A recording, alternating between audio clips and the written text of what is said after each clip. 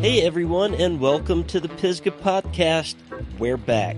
We are your hosts. I'm Mangler, and that is Drew, and you are listening to Pisgah. We're coming to you live from a time warp.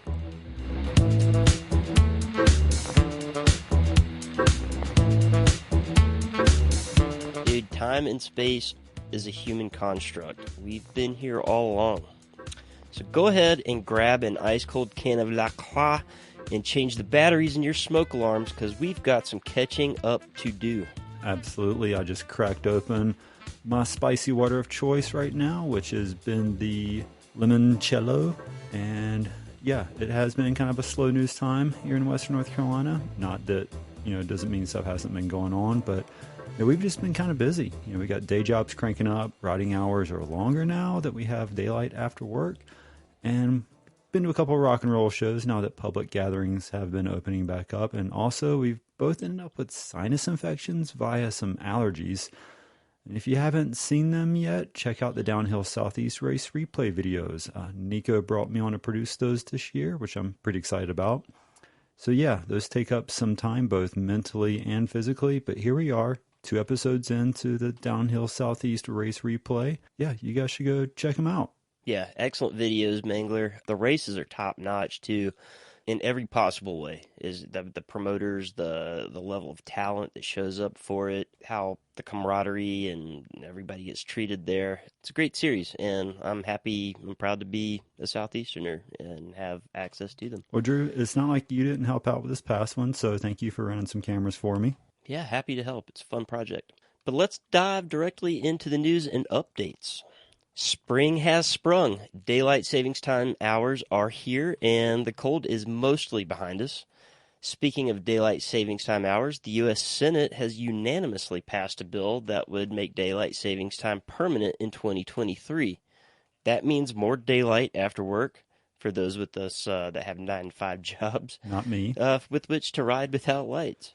Congress would still have to approve the measure, and then the president would also have to sign it into law. But, it's met with controversy. While I would selfishly prefer the daylight savings time hours to be permanent so that I can have an extra hour of daylight in the afternoon, some critics say it isn't fair for children to have to go to school in the dark hours, and some sleep experts say the move would be detrimental to our circadian rhythms. I'd like to know what you guys think, and gals, and leave some comments. I'll be honest, I kind of like having that excitement of, daylight savings time's here. We have an extra hour of daylight now. But then it does create some confusing things, especially like when some out-of-towners come in from other countries and they're really confused about the time change. Like my buddy Juan, who came from Bogota, Colombia a couple of weeks ago. Yeah, it's confusing, and I think as the closer you get to the equator, the less it makes a difference, because you have more hours of daylight anyhow. Mm-hmm. But daylight savings time was kind of created in a time where we were more of an agricultural country, and we were farmers, and we had things like that we had to deal with. So we're not really there anymore. I'm not sure what its relevance is, and I'm happy to hear what people think about it. I'm willing to be wrong about my opinion, and I would definitely like to hear what other people think. You know what? I'm still going to ride my bike, whether it's daylight or dark. So whatever. There you go. Speaking of riding bikes and things that may prevent you from riding your bike, it's that time of year right now where we have prescribed burns happening. And we had a couple in the Ranger District recently. It was over around the Wolf Ford area, which is kind of in the middle spot of South Mills River Trail or out towards the end of Squirrel, kind of that zone. But currently, Hot Springs has been rumored to be doing some burnings, and basically the Forest Service has on the website is some prescribed burns will be taking place at some point during the spring, and sounds like some are currently happening.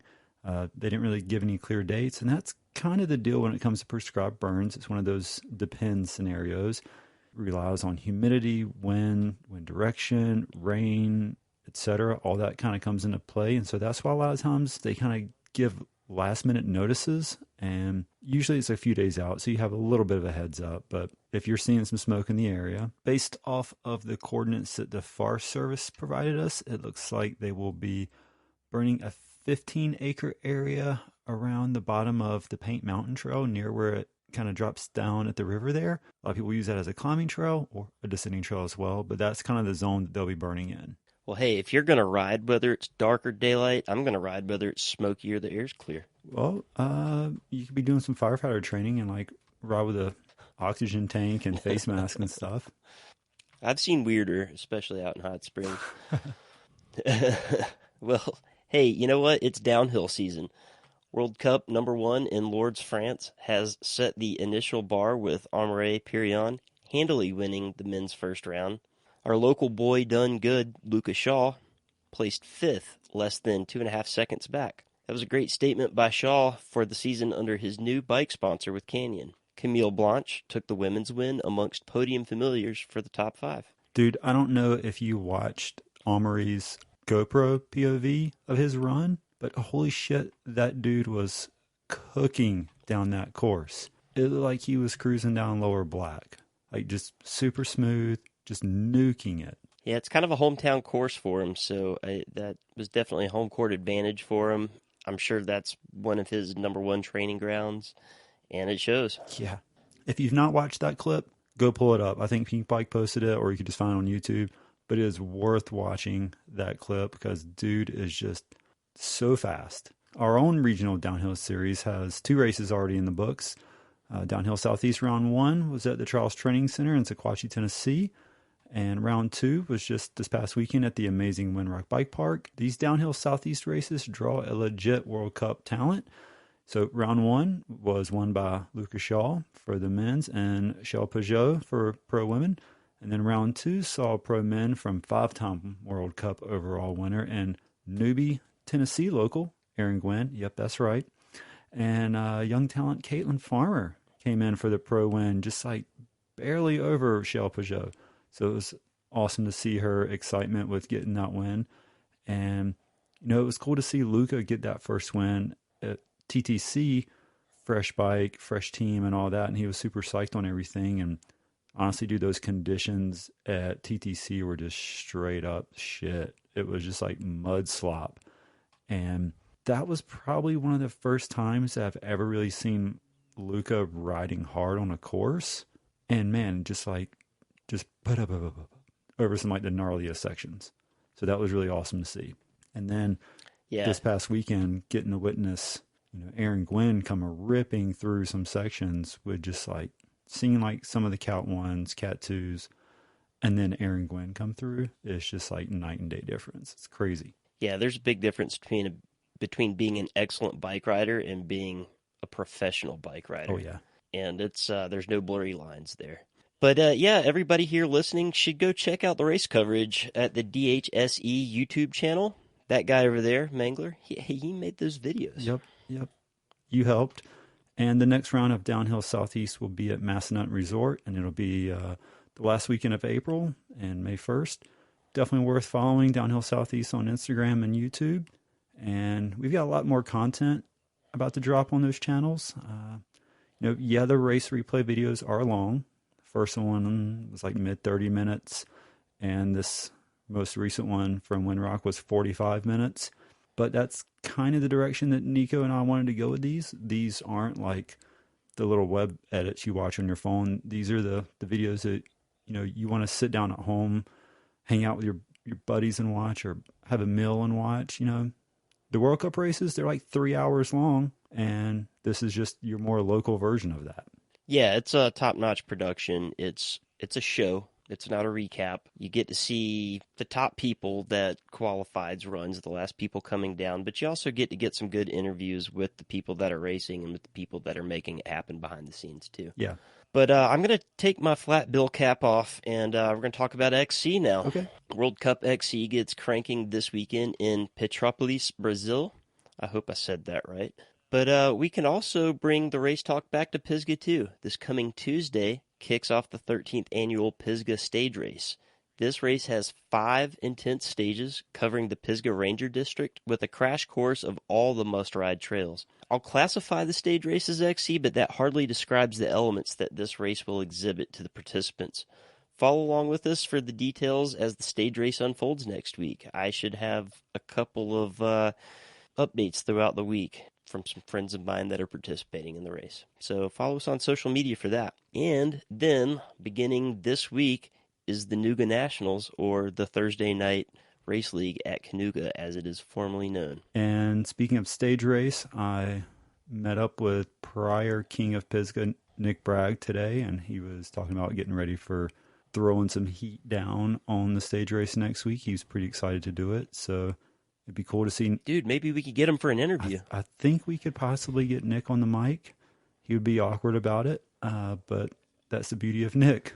Yeah, I'd be here for it. Well, racing is cool and all, but the majority of us mountain bikers don't race, and many don't even follow the racing. Some of us just like to collect experiences on new trails and find new and remote locations with our bikes, just experience the outdoors in those ways. Yeah, I have a pal like that. He even started a business around getting further and further from his home to ride mountain bikes. So here's an interview with Nick Spiro of Fifth Element Camping. Right on.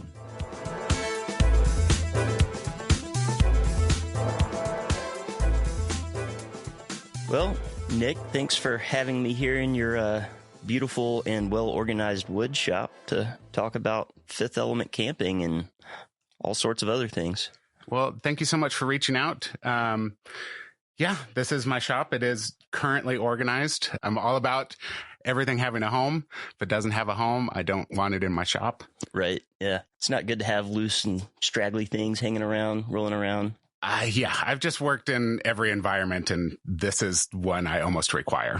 Yeah, I totally understand. Well, could I get you to kind of introduce yourself to our audience? Yes, my name is Nick. I'm Fifth Element Camping. I've run this business as more or less a one-man show for the last 8 years. I do currently have one part-time employee, and I make custom campers for the Honda Element. And so in 8 years, you've been doing this. I remember at the beginning, some of the very first ones that you did, and even just kind of conceptualizing, could this be a business or not? How has things kind of come to this point here in the past few years, I guess? Yeah, it was just something I ultimately wanted, was this camper. And so the first one I built was for myself. And then I posted that online. Someone wanted to buy it. I said, okay, I built myself another one. The same thing happened. And through the first 12 that I built were all hand cut, each their own thing. I would use them for a month-long camping trip and just change what I wanted to change. And it was just slowly evolving. And here we are. Right now, I'm limited to about 30 a year. That's about my max capacity here. And we're hoping to grow larger and change that in the next year. Right on. Yeah, sometimes for there to be a thing, you have to make the thing. Yes. And it really started out with mountain biking ultimately. I just started riding trails that were further and further away. And I realized I wanted to start camping, and I had my bike in the back seat of a car, which was not ideal. And so I started looking at Volkswagen camper vans, and I looked for a long time. And the one I really wanted was $40,000, and it still needed a lot of work. Yeah, I think those are vehicles of passion. Yes. Yeah. And, at that time, I lived in an apartment in San Francisco, so there was no driveway to work on it. I didn't know what I was going to do. Right. And it was at that time that I saw the pop top for the Honda Element. Living in San Francisco, you're obviously having to travel outside of the city, probably north of the county to go ride. And yeah, you're getting pretty far out there. And sometimes that just doesn't warrant, like here we're lucky where we can just go 20 minutes to Bent Creek or 45 minutes to Pisgah. There, it might not even warrant, just an after work ride or anything if you can't sleep out in the woods or make plans for where you're going. Yeah. And, as I was able to ride further and I rode more, like I was seeking new trails. So it was just the drive to ride ratio was just getting out of control. Sure. Absolutely. And I think that makes sense for having a system to sleep, whether it would be a rooftop tent or, even a ground tent, but it doesn't quite justify having a full-size camper with a bathroom and a kitchen, an RV style. So I think the vehicle that you chose is kind of the right tool for the job. Yeah. This was 2009, so they were still manufacturing them at the time. And again, when I chose them and started doing this, it wasn't to create a business out of it. Right. It was just to do what I wanted to do in a vehicle I can afford and would start when I turned the key. Yeah. And with the reliability of a Honda, it's not one of the vehicles that has problems that you can count on having. And the parts for them are ubiquitous too. Yes. You can find them whether you're here or in South America, probably. Yeah. I mean, I guess the other big thing that I was really interested in the van again was the community behind them. And I didn't realize it at the time when I bought my Element, but there had already been an established community. And there probably is for most cars if you actually get online and start searching. But the Element community, like when I first went onto Honda Element Owners Club Forum, which is just the big website that was going on at that time, there was probably 60 different platform designs for camping in the Honda Element already. So I just felt like I was in the right place and posting mine there. So with that many products already available, how many of those companies have evolved and are still around? None of those were companies. These were just individuals that had built something for their Honda Element. Okay. And have any of those turned into companies besides yourself? Not that I know of directly, but what first got me looking at the Element was I saw the Pop Top. There's a company in San Diego called Ursa Minor Vehicles. They started this Pop Top. I don't remember what year, but mine is number 109. And that was the first aftermarket company that I was aware of that was doing anything specific for the Honda Element. Okay. And at that point in time, Elements were still being manufactured, correct? Yes. Okay. They were made up until 12 or 13? 2011 was the final production year. All right. So what's interesting there is that there's still the community and the fact that you're still making 30 of these a year. So that means there's quite a bit of them still on the road. Almost 10 years? Yeah.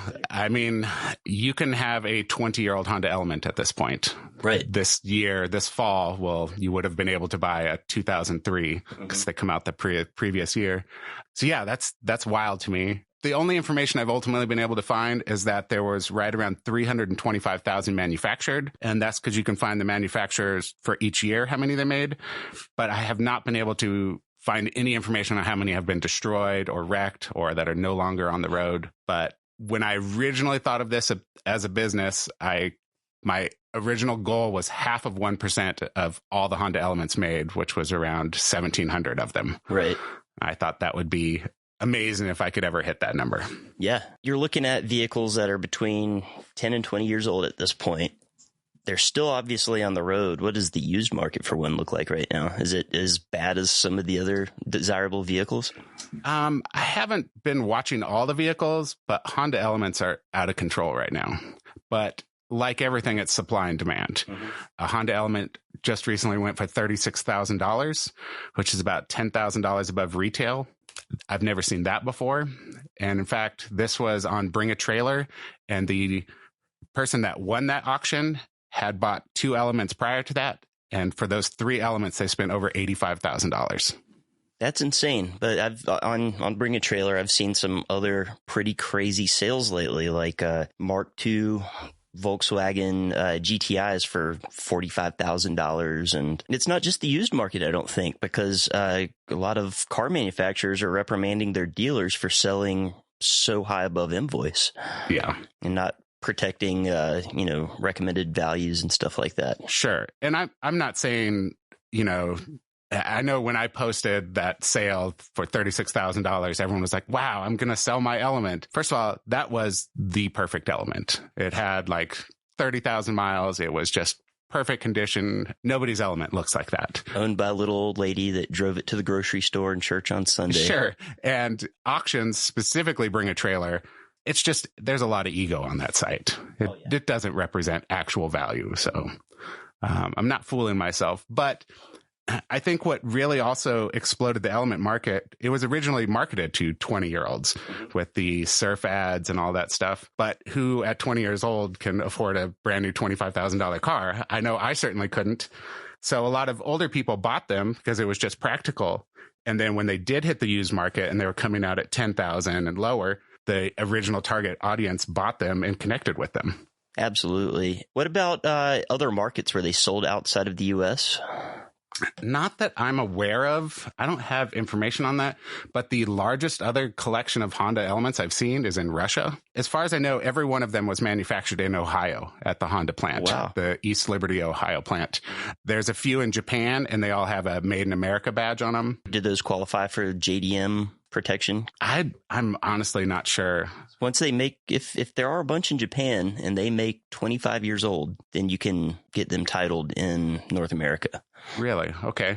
So that's why all the Hi-Ace and all those older vehicles. Okay. All the right side drivers that you'd see and sports cars that are desirable here that were never sold here. And, just recently someone from New Zealand contacted me because there was a used one for sale there and they wanted to know if I made right-hand drive equipment for it. And I was like, I can do that. Yeah, turn it inside out. Yeah.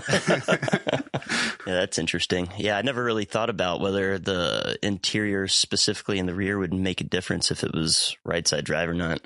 But I guess because of the way it mounts. It should all work in theory, but that's also a lesson I continue to learn. Everything works in CAD and on paper. Everything's always different in the real world. Right. Nothing's perfectly square. Yeah. No. So if theoretically we're to make something, let's just pretend like we know that there's a right side driver. All right. In your CAD program, I mean, is there just a button you can click to make a mirror image? Ultimately, yes. And if it's that simple, like that's why I say yes, but I just have no idea. I've never driven a right-hand drive car. I don't know. Yeah. There might be small details. There might be none. Right. It could be, the way that your bike mount, for instance, works in the back of it. You've kind of got it set because the drivetrain's on the right and wouldn't be up against the upholstery. Yeah, that's perhaps. true. So, you might run into something like that. It's a neat thought experiment. My dream would be to buy an element that already exists in New Zealand and ship myself a kit and travel the 2 islands and then sell it at the other end and fly home. That's a pretty solid plan. You might even be able to pay for your trip with it all. And ultimately, that's how I like to test everything. Yeah. I want to test it. I want to see how this works. Yeah, that's super cool. It'd be something. So let's talk about some of the continual improvements that you do among these things, because like we mentioned earlier, I've seen these things from the beginning, and there's just all these, it's ultimately the same thing, just made better, made with little, obvious improvements, things that you come across that you figure you could do better by one thing or, just honestly by using it. So what are some of the most remarkable improvements that you've made from your very first thing that you made for yourself because nobody made it to sell it to you? Well, this has just happened rather organically. So, the most dramatic. Ultimately, a goal I've been working towards for a long time is to have a bolt together kit. Being my own manufacturer, designer, and everything is wonderful. And I'm able to design from scratch, knowing the entire process now. Mm-hmm. It's just basically getting in there and doing all of this work. I understand how it works from start to finish. Originally, I would design something that I couldn't manufacture, that I wasn't able to recreate, either just from my head or on paper, but it just didn't functionally work in the real world. So taking it and being able to manufacture it has really upped my game when it comes to figuring out what I need to do. Up to this point, everything has been glued together. It used to be glued and screwed, and then it was loose tenon joints glued. And if you've ever seen my cabinet, you can imagine what 60 clamps on a cabinet looks like getting glued together. Yeah. Often at the very end of that, I would be pulling tape off of certain joints that were held together with tape, and I wouldn't know what that joint was going to look like until the glue was dry and I got to reveal it. So, yeah. And something like that, that was as big as I could scale it at that time. And here we are. Just last week, I put together my first bolt together zero glue version.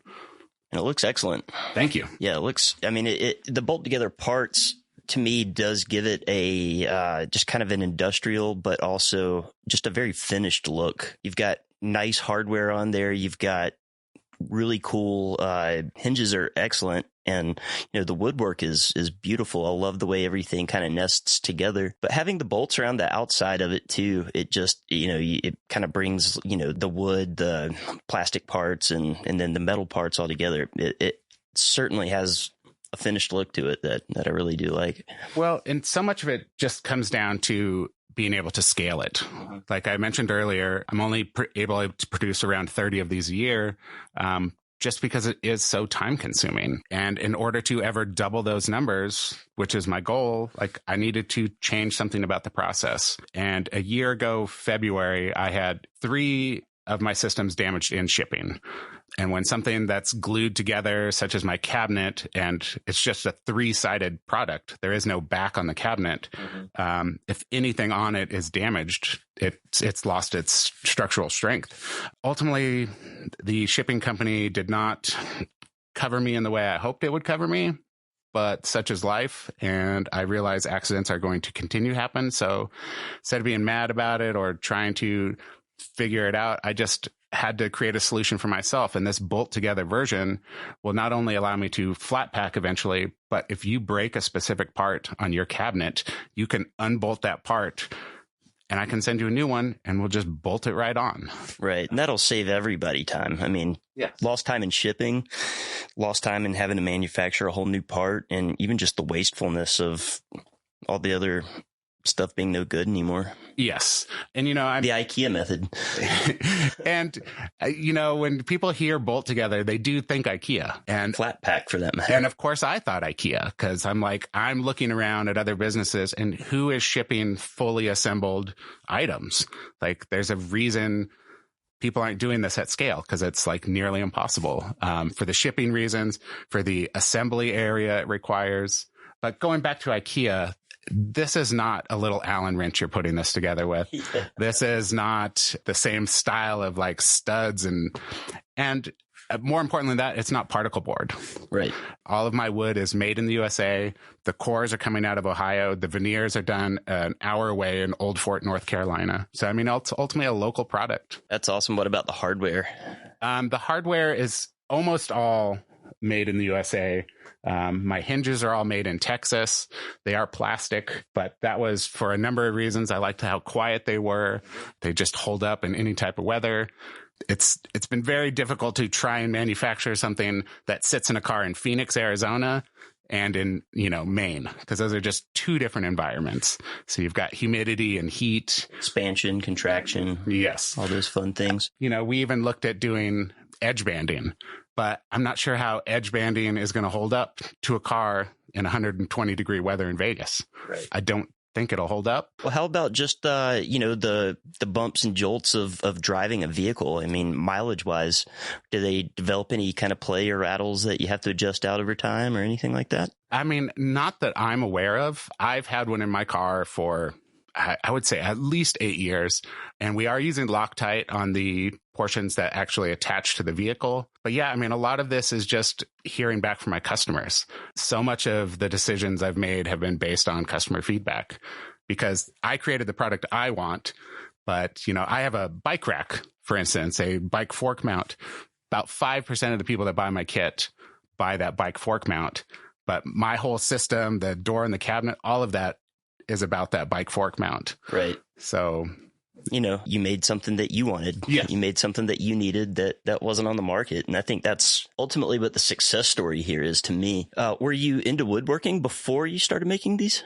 I was not. I had a high school shop class, might have had one in middle school. And my very first one, I cut everything up in my living room in San Francisco on my coffee table.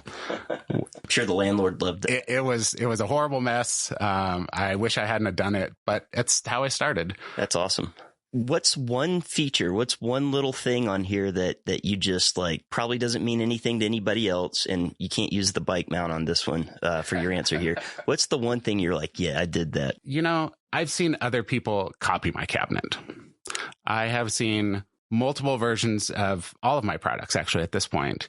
And originally it would upset me and I felt a little cheated and slighted, or that I wasn't being credited for it. And I also knew I was trying to make a business of it at that time. But I've learned to reflect on that as to be flattered by it. I have built something that has become iconic in the back of the Honda Element, and people are looking at it and modeling their ideas off of it. I mean, my cabinet and all of my designs are inspired by other things, such as the van again. I mean, that's where all of this started from. So probably have to honor the spirit that other people just simply want to make something too. Yes. And, as long as someone's not selling a direct version of mine, make whatever you want for yourself. Mm-hmm. I totally believe in that. And the one advice I would give to anybody that's going to start building out their own camper is you'll never be done. It is a endless process of improvement, of failure. But that's the joy in it to me. And that's the joy I found in woodworking. So you've obviously hitched yourself to the Honda Element.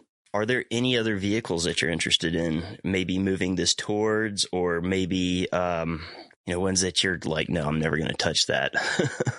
Honestly, I would like to do 1 or 2 custom vehicles a year.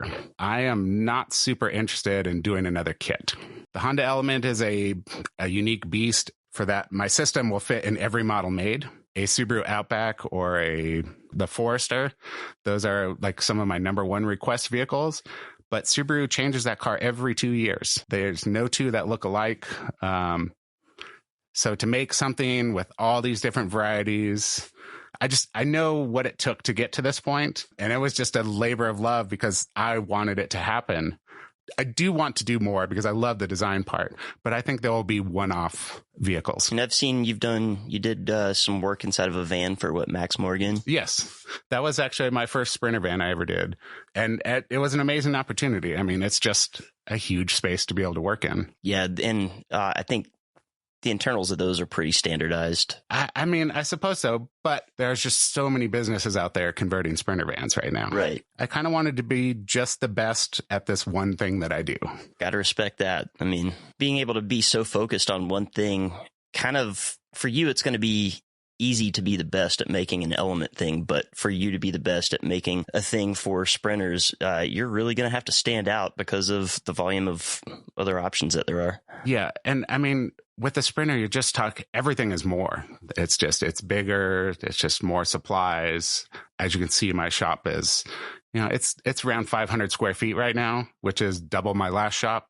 And I will be doubling this again this summer into a new shop. But yeah, I want to do what I'm passionate about.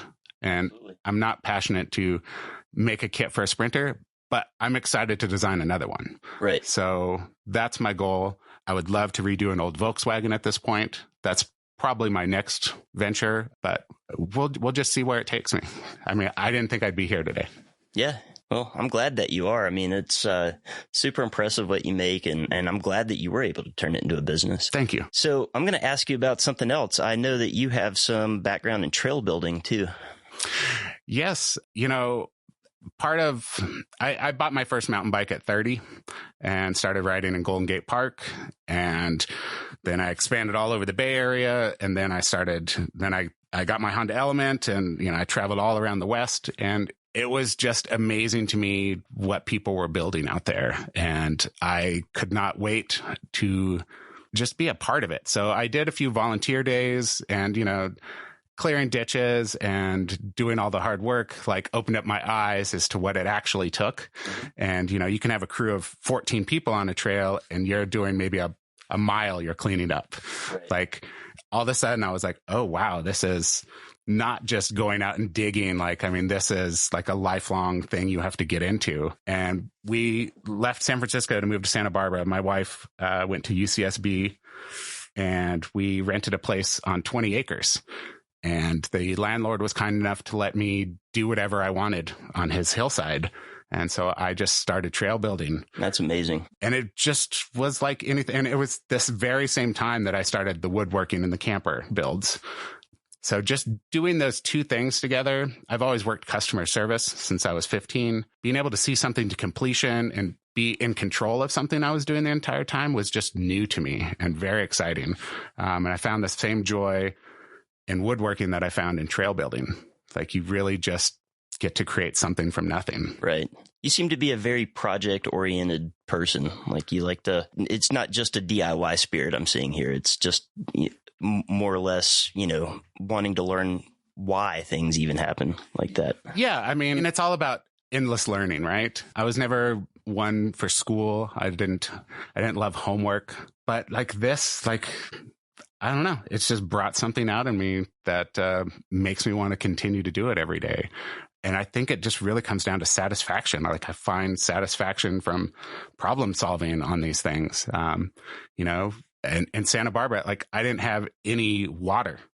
So, you know, I found a pond that was almost a mile away and I bought a bunch of hoses and I gravity fed that water down to build some berms. It was a terrible berm, but I built it and it was amazing. It's also wild too, I'm sure, you know, seeing the differences between the landscape out there and the landscape here with water specifically, you know, like dry building trails versus building trails that are just always kind of wet. Yes. I've been here in Asheville for 7 years and we have 30 acres just north of town. We'll be moving up there this summer. I was completely blown away by what spring is here. I'm born and raised on the West Coast in Oregon, and we have trees and we have rain, but we don't have growth and rain like you have here. Undergrowth is pretty serious. Well, and you know, I remember I cut our first trail on the land and within a year I couldn't even see it. Yeah. Like it just grows. I mean, it's a jungle here. It's super wild. It's amazing. But yeah, it's completely different. Have you been involved in any specific trail projects out here that you'd like to mention? My first big project I did here was actually with Bailey Mountain Bike Park. They posted that they were looking for volunteers to build. This was prior to them opening. And I answered a Facebook ad. And I was like, you know, I've spent 2 years building trails on my property and I love this. Like, I can't wait to do it. And I showed up and there was a couple of us and I spent basically a whole summer up on that mountain.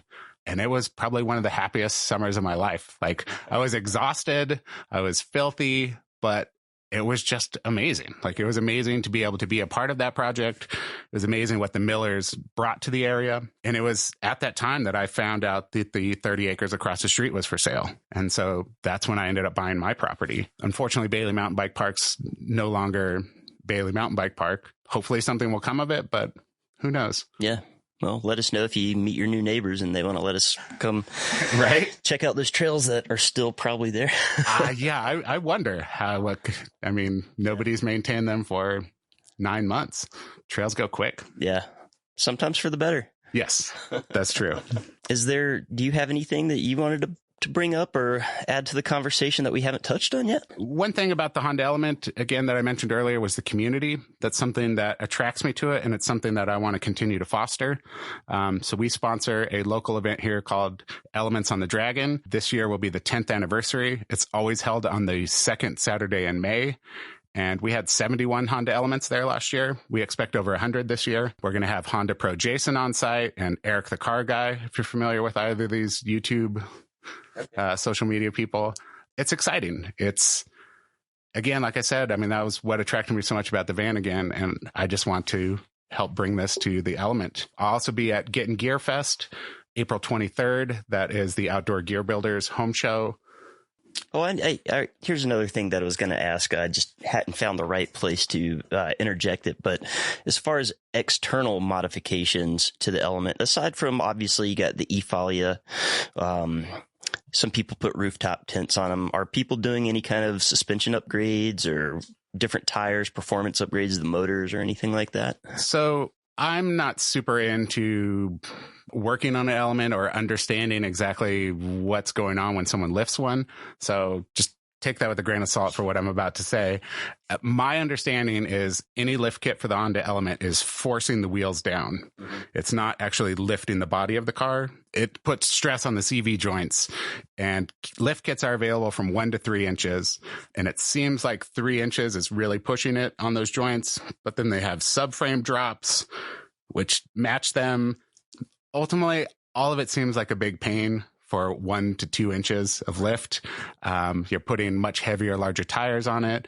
All of this stuff is just stressing the vehicle, if you ask me. It's an all-wheel drive model, but the rugged looked Elements you see, it's a look. but often it is on any vehicle. For overlanding, it's not necessarily going to be.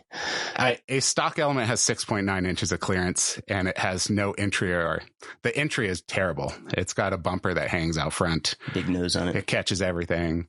But, maybe someone will design custom bumpers for better entry. Maybe there'll be a better lift kit. I'm all for whatever anybody wants to do to the element. Mine is basically stock on the outside, though.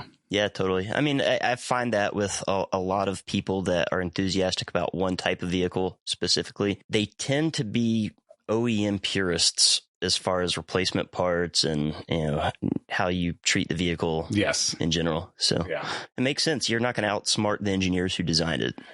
Yeah. And again, I don't know anything about lift kits ultimately. This is what I've read on Facebook, on the forums. And, a lift kit's like $500. So people think that's all it takes, but there's just a lot more. And you're putting that on a car that already has 200,000 miles.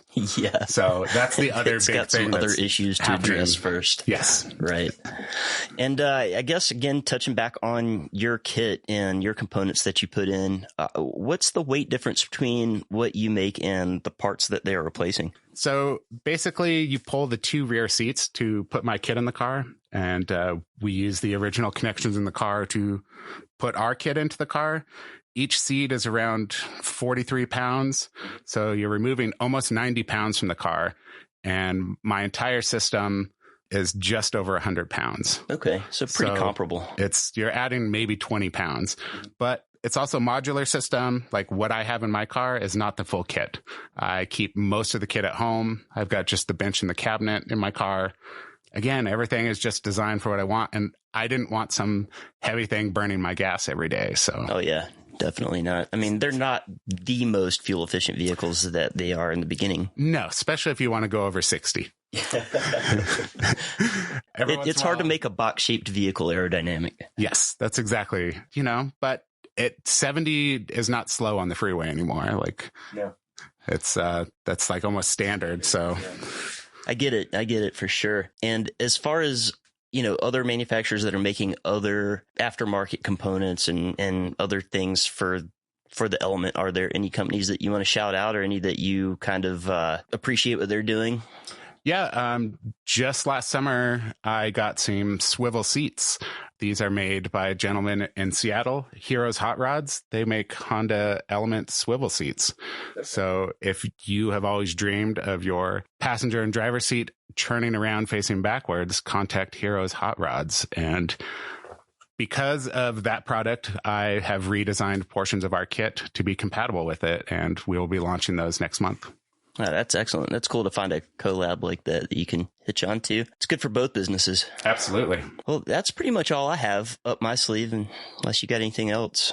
I would like to give a shout out to the outdoor gear builders of Western North Carolina. I moved here 7 years ago.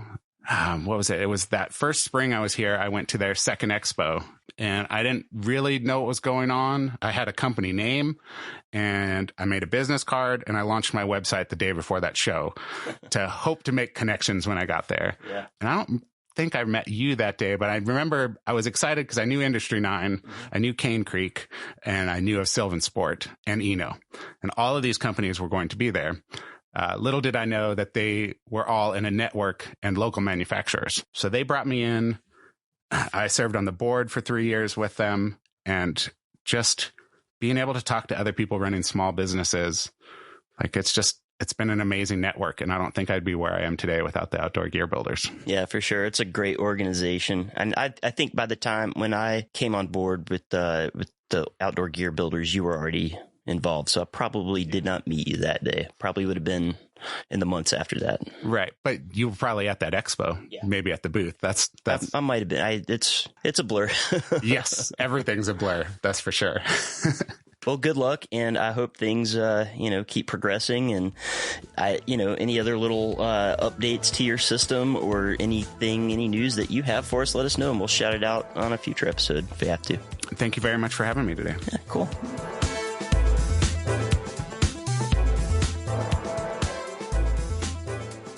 Early in our podcast career with Pisgah Podcast, Drew, you and I had a discussion on what we thought the best vehicles for Pisgah in Western North Carolina was.